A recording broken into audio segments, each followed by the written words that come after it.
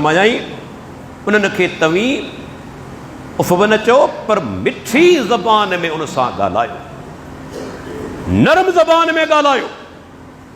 इमाम सईद बिन मुसैयब रहमतुल्लाह अलैह वॾो ताबई इमाम आहे, उन वटि हिकिड़ो माण्हू हली आयो। इमाम कुर्तबी पंहिंजे तफ़सीर अल जामिउ लि अहकामिल क़ुरान जे अंदरि इहो वाक़ियो आंदो आहे। उन माण्हू सुवाल कयो त इमाम साहब, अल्लाह ताला फरमाए थो जॾहिं माउ ऐं पीउ पोड़ा थी वञनि उन्हनि सां मिठी ज़बान में ॻाल्हायो, असांखे तव्हां उनजो अमली नमूनो ॿुधायो, प्रैक्टिकली ॿुधायो त मिठी ज़बान में कीअं ॻाल्हाइजे। इमाम साहब जेको मिसाल ॾिनो, अल्लाह पर छा अज़ीम मिसाल। इमाम साहब फरमाए थो क़ौलुल अब्दिल मुज़निब लिसय्यदिल फज़्ज़िल ग़लीज़।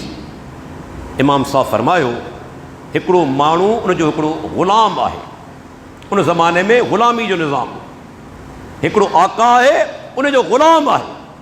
हाणे आका सख़्तु तबियत आहे, ॻाल्हाइण में बि सख़्तु आहे ऐं ग़ुलाम खां वरी ग़लती थी चुकी आहे।